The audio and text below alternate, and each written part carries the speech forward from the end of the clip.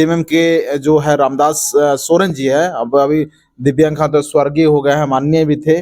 तो उनका जो 3 बार लगातार विधायक बनना और वो मंत्री बनना, इससे क्या थोड़ा सा भी बदलाव हुआ है घाटशिला में? बिल्कुल हम डुमरिया तरफ से आ रहे थे घाटशिला की ओर, तो डुमरिया में भी एक नया सरकारी शराब दुकान एकदम पेंटिंग डेंटिंग करके उसका बोर्ड लग चुका है कि वो मांझी परगना जेएमएम को समर्थन देने का बात कर रहा है। ये कितना सही है, आप बता सकते हैं? अगर सही है तो इस पे हम लोग चर्चा करेंगे। के लिए आप गारंटर बनिए और तमाम बेरोजगार युवाओं को तो आप अपना गारंटी में आप अपने उसका एक अभिभावक के रूप में आप खड़ा होकर के 1-1 करोड़ रुपया दिलवा दीजिए। चुनाव लड़ेगा तो बेचारा मांझी परगना लोग तो जेएमएम को समर्थन दे दिया है, तो उस कंडीशन में अगले बार विकास हेम्ब्रम को भी एक मांझी परगना का गठन करना होगा, है ना? जो उसका पार्टी में आप लोग शामिल मत हो जाइए, आप लोग मांझी परगना में रहिए और बोल दीजिए कि हमको समर्थन कर दीजिए। तो उस कंडीशन में क्या ना 10 टू मांझी परगना महल घाटशिला में बन जाएगा। जोहार पब्लिक एक्शन न्यूज में आप सभी को स्वागत है। हम घाटशिला में हैं और घाटशिला में जब इधर उधर हम भ्रमण कर रहे हैं, घूम रहे हैं, तो हम कृष्णा हासदा जी से मिला और इससे बात करेंगे क्या कि यहाँ पे आदिवासी समाज के बहुतायत लोग यहाँ पे हैं और यहाँ का फैक्टर है आदिवासी ही, मतलब यहाँ का जीत और हार को कर सकता है। तो आदिवासी जिधर जाएगा उधर ही जीत हार होता है, इसलिए हमारे आदिवासी एक प्रकार का सामाजिक राजनीतिक बुद्धिजीवी सभी तरह के हमला प्रवक्ता है हमारे कृष्णा जी, उससे संवाद करेंगे कि इस बार घाटशिला चुनाव को किस प्रकार से घूम रहे हैं, क्या पता चल रहा है। तो घाटशिला में आप बराबर घूम रहे हैं, क्या इस घाटशिला का स्थिति क्या है और आप लोग किस प्रकार से कर रहे हैं? सबसे पहले पब्लिक एक्शन न्यूज के तमाम दर्शकों को मेरे और सहुल जोहार, सगुन जोहार।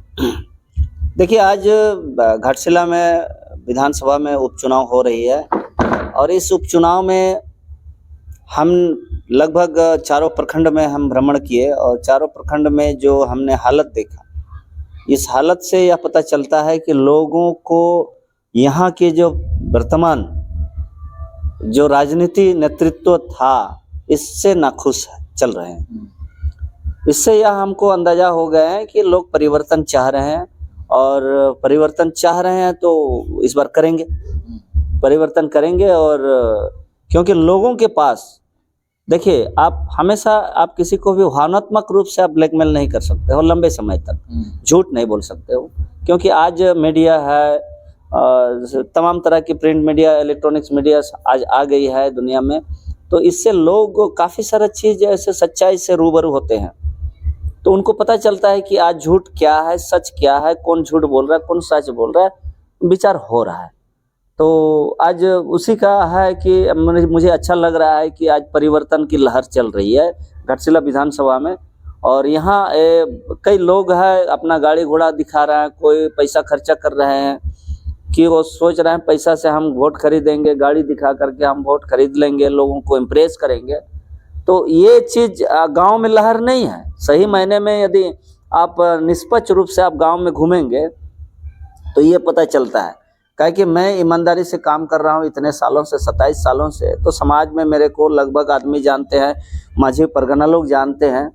तो जितने गांव में भी आज 3 प्रखंड तो बेसिकली बहुत ज़्यादा मैं चुनाव दौरा किया, तो लोग हर जगह परिवर्तन चाह रहे हैं और गांव में अच्छे लोग हैं, आज भी अच्छे लोग गांव में हैं जो राजनीति को समझते हैं और राजनीति को समझते हैं, इतने गहराई से समझ रहे हैं कि मुझे तजुब लगा कि शहर के लोग भी इतने बढ़िया चर्चा नहीं करता है कि वो लोग खतरा महसूस कर रहा है कि गांव में आज मेरे बच्चों की शिक्षा, मेरे बच्चों की जो नियोजन पर कोई पार्टी मैंने बहुत ज़्यादा ये नहीं है, सीरियस नहीं है।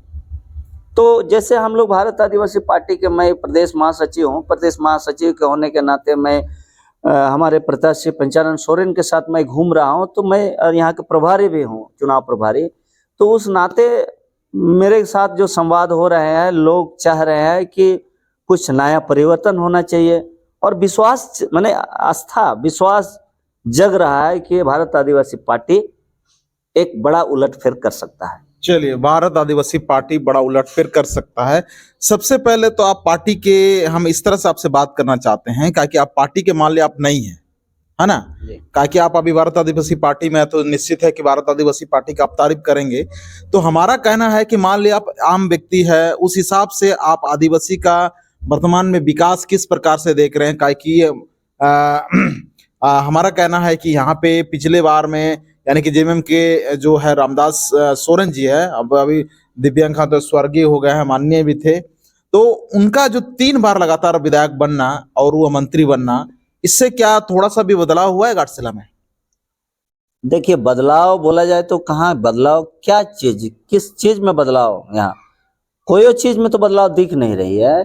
यहाँ ना शिक्षा में बदलाव दिख रहे हैं, शिक्षा का यहाँ घोर अभाव इस सेंस में कहा जा सकता है कि यहाँ पर जो एक बीएड कॉलेज नहीं है, बीएड कॉलेज है आपका यहाँ से सालबोनी जाना पड़ेगा, काफी दूर में है। यहाँ डिग्री कॉलेज एक ही गो है यहाँ, आप उसमें भी पीजी नहीं है। आप यहाँ पर एक यूनिवर्सिटी की मांग काफी लंबे अरसे से चल रही है, इसका भी कोई काम नहीं हो रहा। गांव गांव में तो आप घूमेंगे तो कई जगह पे सड़क नहीं है, कोई रास्ता नहीं है, अभी भी गाड़ी वगैरह में देखिएगा कीचड़ लगे हुए हैं। तो इससे पता चलता है कि जो विकास के पैमाना है, ये जितने भी राजनीतिक दल के लोग हैं, शासन किए, 2-3 बार जीते घाटशिला विधानसभा में, किसी के पास कोई विजन नहीं है। विकास कौन सा चिड़िया का नाम है? विकास क्या चीज बोलते हैं? विकास की क्या परिभाषा है? आज तक हमारे युवा पढ़े लिखे शिक्षित वर्ग नहीं समझ पाए, जिसके कारण आज तक हम ठगे जा रहे हैं कि विकास हमको क्या अबुआ बोल करके या हमारा बोल करके सर अबुआ बोल करके हमको ठगते आ रहे हैं। यहाँ से कांग्रेस भी जीते हैं 3 बार, उनके भी कार्यकाल देखा जाए तो ग्रास रूट में लोगों की जो मूलभूत समस्या है इसको खत्म करने का काम नहीं किया। तो अब विकास हम कैसे हम इसको कहेंगे कि विकास हो रहा है, ये लोग विकास कर रहे हैं? कोनो नली गली और रोड का ये शिलान्यास का फीता काटना ये विकास नहीं कहा जाता। तो विकास का मतलब होता है कि आप शिक्षा से, रोजगार से और नियोजन से या संस्कृति से, सभ्यता से हमको प्रोटेक्शन मिलना चाहिए था कानूनी रूप से, लेकिन कानूनी रूप से इस तरह का कोई काम नहीं हो रहा है। विधायक का काम होता है नीति नियम अधिनियम जो बनाने का है, विधानसभा में हमारे लिए नियम बनाते, तो इस तरह का क्यों नियम नहीं बन रहे? अभी पेशा कानून लटके हुए हैं, हाईकोर्ट का आदेश नहीं माने जा रहे हैं। पता नहीं हाईकोर्ट भी अपना जो 2 महीना का समय देते हैं, 2 महीना भी पता नहीं कितना दिन में होता है, मेरे को नहीं जानकारी है, या वो भूल जाते हैं। जो कार्रवाई होना चाहिए था, कोर्ट का जो अवमानना कर रहे हैं सरकार, इस पर कार्रवाई नहीं हो रही है, समझे? तो आप यहाँ पर डिजिटल, जैसे आप यहाँ पेशा कानून नहीं लागू होने के कारण 16,000 ग्राम सभाओं को अपने न्यायिक और मौलिक अधिकार या विकास की जो हमारा एक पैमाना है, केंद्र सरकार एक अधिनियम बनाए थे, पेशा अधिनियम 1996, ये कानून बनाने का ये उद्देश्य ही फेल हुआ है। आदिवासी का विकास एक ही कारण से हो सकता है, आदिवासी का जमीन रुक सकता है, तो वो है पेशा नियमावली। यहाँ यदि झारखंड में लागू कर देंगे तो आपका यहाँ आदिवासी का जितने समस्या है, जितने विकास के रास्ता अवरुद्ध है, यह स्वतः खुल जाएंगे। आप जो बोल रहे हैं कि पेशा कानून के वजह से बहुत सारा काम रुका हुआ, पेशा कानून के वजह से ही आदिवासियों का जमीन छीना जा रहा, अगर पेशा कानून यहाँ लागू हो जाएंगे तो सब ये हो जाएंगे। तो हम समझना, हमको ये नहीं आ रहा है कि हेमंत सोरेन अबुआ सरकार बोलते हैं और आपका तमाम आदिवासी विधायक है जो 27 सरकार में है ना, वो विधायक लोग समझ में नहीं आ रहा कि पेशा कानून लागू कर देना चाहिए। देखिए, ये कानून लागू करने से राजनीतिक जो दल है, सत्ता दल, इनको नुकसान होने की संभावना है, और वही संभावना के चलते ये लोग ये कानून लागू करना नहीं चाहते हैं। एन के प्रकरण इसको घसीट के उसको पार करना चाह रहा है। अभी आप देखिए ना, हाईकोर्ट का इतना सख्त निर्देश के बावजूद भी झारखंड सरकार, हेमंत सोरेन ने अभी ऑनलाइन बालूघाट का नीलामी कर दी। अब फिर भी यदि यहाँ की जनता, घाटशिला की जनता, यहाँ जो 11 गो बालूघाट पड़ते हैं पूर्वी सिंहभूम में, यह बालूघाट गैर आदिवासी को दे दिया गया, कलकत्ता का कोई पार्टी को दिया है, तो आदिवासी क्या ये बालू बेचने लायक नहीं है? अब विकास के कौन सा भाई विकास की बात कर रहे हैं? यदि हम बालू बेचते तो लाखों रुपया मेरे गांव में आता, जिस गांव में जिसका ग्राम सभा का अधीन है। पेशा कानून तो वही बोल रहा है ना, मेरे जल जंगल जमीन जो प्रकृति संसाधन है, उस संसाधन का जो मूल मालिक है आदिवासी है, यहाँ का ग्राम सभा है, तो वो चीज मेरे को क्यों नहीं दे रहा? हम ना बालू बेच पा रहा, ना मेरा जमीन के नीचे में जो पत्थर है, मुरुम है, इसको तक बेचने नहीं दे रहा, खुदे बेच रहा है। तो सरकार चाह रहा है किसी तरह रॉयल्टी ज्यादा से ज्यादा आए, इसीलिए दारू बेचवा रहा है हमको। दारू बेचने के लिए गांव गांव में अभी बोलता है कि गांव गांव में हम शराब दुकान खोलेंगे, जिसके लिए शिबू सोरेन ने जीवन भर आंदोलन किया, जीवन भर नशा के खिलाफ आंदोलन किया कि नशा से ही आदिवासी समाज आज पिछड़ेपन में जा रहे हैं, पिछड़ रहे हैं। आज उसका सपना को ये उनका बेटा, उनका पुत्र हेमंत सोरेन जो वर्तमान मुख्यमंत्री है, इसने उनके पिता का सपना को चकनाचूर करते हुए रौंद रहे हैं। आदिवासी गांव में शराब दुकान खोल रहा है। ये भाई बिल्कुल हम डुमरिया तरफ से आ रहे थे घाटशिला की ओर, तो डुमरिया में भी एक नया सरकारी शराब दुकान एकदम पेंटिंग डेंटिंग करके उसका बोर्ड लग चुका है। जी जी, वही तो बोल रहा है ना, इनका सोच क्या है ना कि पैसा आए। ये अभी कहा जाए तो व्यवसाय की राजनीति कर रहे हैं। राजनीतिक एक सेवा का एक अच्छा एक प्लेटफॉर्म है, लेकिन ये राजनीति से ये लोग सेवा नहीं कर रहे हैं, बल्कि राजनीति एक आज कॉमर्शियल प्रोफेशनल नहीं कॉमर्शियल हो गए हैं। कॉमर्शियल प्रोफेशन पॉलिटिक्स कर रहा है हेमंत सोरेन। इसलिए आदिवासी का जितना भी हक और अधिकार है, कानून है, इसको ये लागू होने नहीं दे रहा है, इसको अनुपालन नहीं कर रहे हैं। और लोगों को गुमराह करने के लिए अभी पैसा का ये जो अभी बोल रहा है कि आज लगाएंगे कल लागू करेंगे, इस तरह करके लोगों को बस गुमराह करके रख रहा है। अब वह सरकार है, बस आते हैं मैया योजना का डिंग हाकेंगे कि मैं मैया योजना को दे रहा हूँ, लोगों को बस काफी खुश है। और एक बात है, जिस प्रकार से हमारे आदिवासी समाज में यानी कि संताल में माझी परगना एक बहुत बड़ा ये होता है, स्वशासन व्यवस्था है, और हो समाज में मुंडा मन की एक स्वशासन व्यवस्था है। इसी प्रकार हमारा जनजाति में सभी में एकदम स्वशासन व्यवस्था रहता है। तो आज हम देख रहे थे कितना सही है, कितना ये है, इसको हम खंडन तो नहीं करेंगे, लेकिन हम एक फोटो के माध्यम से देख रहे हैं, सोशल मीडिया के माध्यम से देख रहे हैं वो कितना फोटो सही है। लेकिन हम चाहते हैं कि जिस प्रकार से हम देख रहे थे कि वो माझी परगना जेएमएम को समर्थन देने का बात कर रहा है, ये कितना सही है आप बता सकते हैं? अगर सही है तो इस पर हम लोग चर्चा करेंगे। देखिए, मैं भी ये वीडियो यूट्यूब में देखा था, और यह वीडियो देख करके मुझे बड़ा हास्यास्पद लग रहा है कि आज व्यवस्था के लोगों को इस तरह का काम नहीं करना चाहिए था। आप यदि व्यवस्था कह रहे हैं तो आप खुलेआम, खुले तौर पर आप किसी पार्टी का समर्थन नहीं कर सकते हैं। आप यदि इस तरह का बयान दे रहे हैं, जो जैसे दीपक माझी कह रहे हैं, बालीगुमा माझी, ये आपका डिमना माझी बाबा है, वो कह रहे हैं कि ये पंचानन सोरेन झारखंड मुक्ति मोर्चा का घेट मोट मतलब एकजुट वोट को बिखरने का काम कर रहे हैं। ये भाई लोकतंत्र है, ये लोकतंत्र में चुनाव एक प्रक्रिया है, संवैधानिक जो एक व्यवस्था है। अब इस व्यवस्था के खिलाफ में आप एक पर्टिकुलर पार्टी को जबरन समर्थन कराने का आप कैसे बात कर सकते हैं? ये यदि हम चुनाव आयोग के पास शिकायत करेंगे या चुनाव कमीशन के पास, पदाधिकारी के पास, निर्वाचित पदाधिकारी के पास शिकायत कर देंगे, एफआईआर कर देंगे, तो जब तक चुनाव नहीं होंगे तब तक तो जेल चले जाते। तो मैं नहीं कर रहा हूं, ये देख लेने की धमकी दी है। इस तरह का धमकी देना मतलब कि आप कुछ भी कर सकते हैं। तो ये जो एक असंवैधानिक ये लोग रास्ते पे चलना शुरू किए, ये नाम तो व्यवस्था है माझी परगना महल, लेकिन एक संगठनिक रूप से ये लोग बयान दे रहा है। ये मैं खंडन करता हूं। यदि आज भी मैं उनसे अपील करता हूं, विनम्र अपील है मेरा, कि यदि माझी परगना महल ये जो बयान जारी किए हैं, ताकि मैं खबर लिया कि यह हम लोग सामूहिक निर्णय का मामला है। मैंने कई माझियों से बात किया उस दिन जो लोग उपस्थित थे कि माझी बाबा यह कैसे निर्णय है? तो बोलता है नहीं, हम लोग सभी मिल करके निर्णय लिए हैं। तो सभी निर्णय यदि मिलकर ले रहे हैं तो इसका मतलब ये समझ में आ रहा है कि माझी परगना महल विशुद्ध रूप से झारखंड मुक्ति मोर्चा का ही काम और उसके पार्टी के विंग है। ये सिद्ध हो रहा है, मैं नहीं कह रहा हूं, ये वीडियो कह रहा है। कोई भी व्यवस्था इस तरह का खुलेआम अपना बयान नहीं दे सकता है। कि इसको हम लोग जिता रहे हैं। क्यों? क्या पेशा कानून लागू किया, क्या लैंड बैंक रद्द किया, क्या आपका गोवंश हत्या अधिनियम यहाँ रद्द करने का काम किया? हाँ, तो क्या आप आदिवासियों के लिए हमारा ये नियोजन नीति लाया? क्या आदिवासियों के लिए यहाँ स्थानीय नीति लाया? तो झारखंडियों के लिए हम अबुआ बोल करके हमको खुश कराएंगे, तो मैया योजना के लिए खुश कराएंगे, तो ये मैं स्वीकार नहीं कर सकता हूँ, क्योंकि मैया योजना केवल आदिवासियों का उत्थान के लिए नहीं है।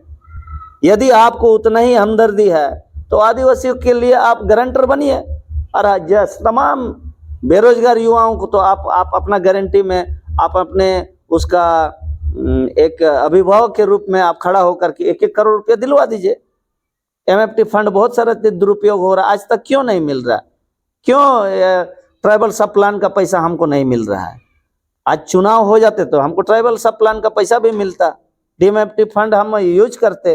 तो इन सारे चीजों को ये लोग गुमराह कर रहा है मैया योजना के माध्यम से। और ये जो आज हम अपील करेंगे कि आज भी यदि समय है, चुनाव के पूर्व तक यदि ये लोग अपने खंडन करेंगे उस बयान का, तो समाज में विकेंद्रीकरण नहीं होगा। अन्यथा आज यदि या जेएमएम जिस तरह बोल रहा है कि माझी परगना महल ये हमारा सपोर्ट का है, तो कोई भी राजनीतिक संगठन अपने स्वार्थ के लिए और भी माझी परगना को उनके साथ शामिल करके अपना एक पॉकेट संस्था बना सकता है। आपका कहना साफ साफ हमको समझ में आ रहा है कि आप अगले बार अगर चुनाव लड़ेंगे तो आपका पेरेरल में एक माझी परगना व्यवस्था का आप भी गठन करेंगे।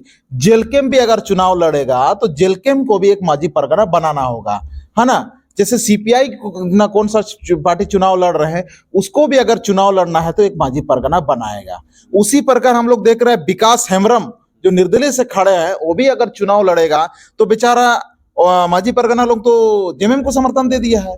तो उस कंडीशन में अगले बार विकास हेम्ब्रम को भी एक माझी परगना का गठन करना होगा, है ना? जो उसका पार्टी में आप लोग शामिल मत हो जाइए, आप लोग माझी परगना में रहिए और बोल दीजिए कि हमको समर्थन कर दीजिए। तो उस कंडीशन में क्या ना 10 टू माझी परगना महल घाटशिला में बन जाएगा।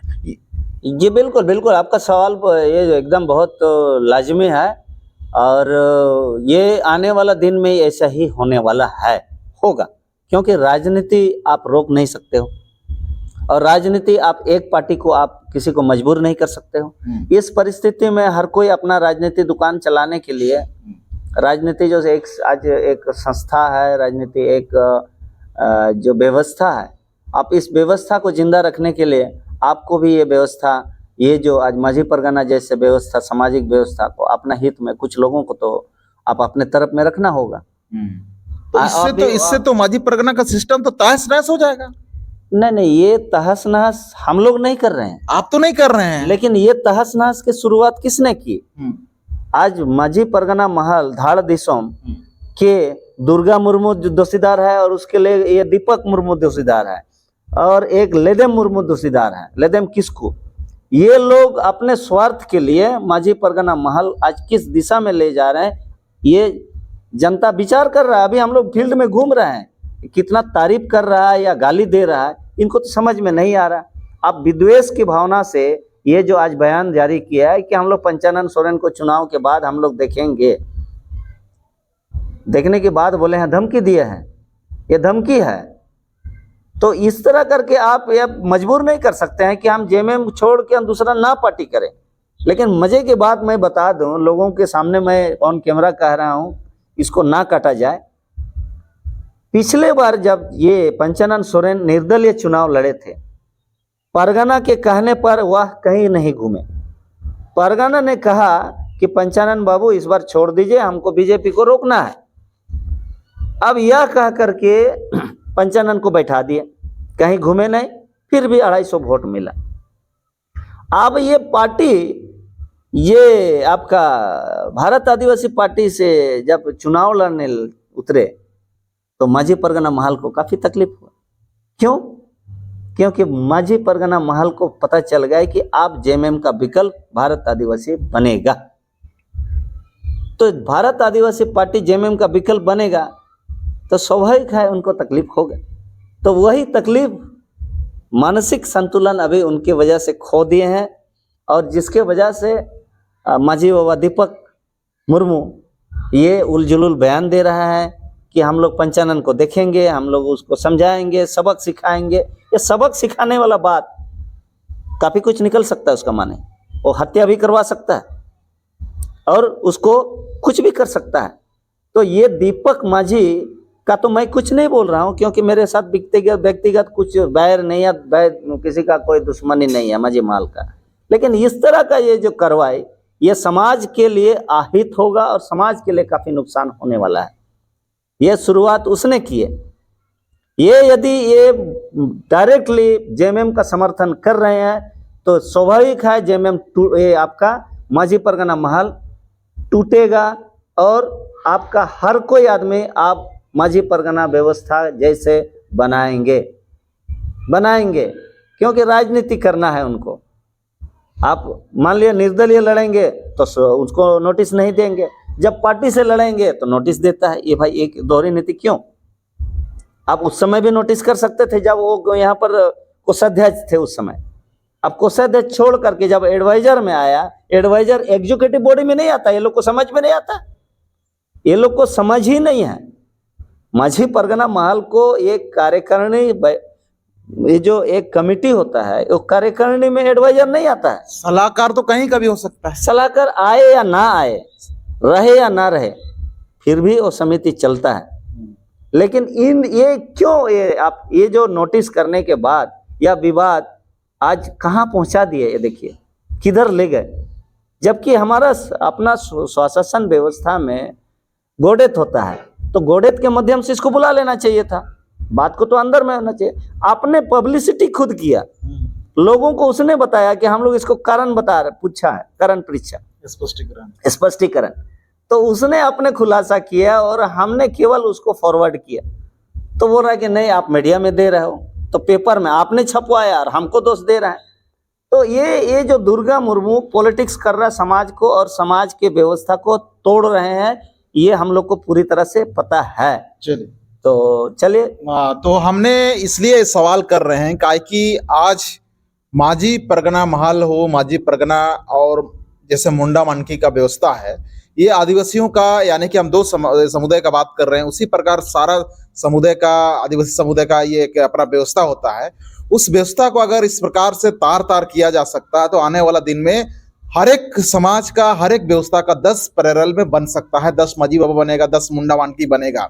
तो ये मुंडा मानकी हो चाहे माझी परगना है, और अपने मुद्दे पर अड़िग रहना चाहिए, ना कि किसी पार्टी को समर्थन देना चाहिए। कि ये सोचने और समझने वाली बात है। अन्यथा 10 मुंडा मानकी भी गठन होगा, माझी परगना भी 10 बनेगा। मतलब जितना पार्टी आएगा उतना माझी परगना यहाँ पे बनने का शुरुआत हो सकता है। तो हम लोग बहुत सारे बातें को बात करना था, मुद्दे पे बात करना था, लेकिन इस पे भी चर्चा हो गई है। तो हम उम्मीद करते हैं कि पुनः थोड़ा सा समाज को एक संदेश आपका, थोड़ा सा एक अंतिम में माइक रखने से पहले आपका तरफ से मेरे ओर से घाटशिला विधानसभा के तमाम आदिवासियों से, मूल निवासियों से मेरा अपील है कि आप लोग इस विधानसभा उपचुनाव में आप ऐसे उम्मीदवार को चुनें जो आपका क्षेत्र का हो, स्थानीय हो, जानकार हो, पढ़ा लिखा हो, समझदार हो, कानूनी जानकार हो, सामाजिक हो। ऐसे लोगों को चुनें ताकि विधानसभा जाकर आपके लिए कानून बना सके, आपके बच्चों के लिए, भविष्य के लिए, एजुकेशन हो चाहे रोजगार नियोजन की हो, ऐसे व्यवस्था करवा सके। मैं यही कह करके तमाम लोगों से अपील करता हूं कि आप लोग निर्भय होकर के, जांच पड़ताल करके, बढ़िया से सोच समझ करके चुनाव में भाग ले और उन्हें जिताएं। चलिए, तो हम लोगों ने आज कृष्णा हंसदा जी से बात की है, बहुत सारे बातों को, बहुत सारे विकास को लेकर के, बहुत सारे चीजों को लेकर के। हम उम्मीद करते हैं कि किसी को समर्थन ना करते हुए अपना बहुमूल्य वोट को एक अच्छा प्रत्याशी को दे। आपको जो अच्छा लगे उसको आप समर्पित करें। कि ये जो विकास लंबे समय से हम लोग कर रहे हैं, विकास का बातें हो रहा है, विकास का चीजें हो रहा है, लेकिन आज तक हम लोग देख रहे हैं कि तमाम सोशल मीडिया, तमाम वीडियो में हम लोग देख रहे थे आदिवासी बहुत ही ज्यादा गरीब है। कि आदिवासी विधायक होने के बाद भी आदिवासी गरीब है, ये शोभा नहीं देता।